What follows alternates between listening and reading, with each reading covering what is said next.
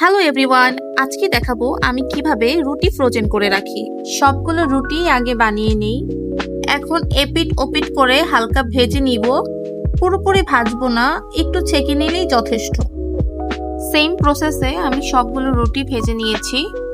রুটি ভাজা হয়ে গেলে সবগুলো আমি ঠান্ডা করে নিব, কারণ গরম অবস্থায় রুটি রাখলে রুটি শক্ত হয়ে যেতে পারে।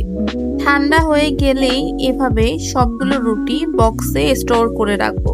অনেকেই ভাবে এভাবে রুটি রাখলে রুটির টেস্ট নষ্ট হয়ে যেতে পারে, কিন্তু না, রুটির টেস্ট একদম সেম থাকে এবং নরমও থাকে।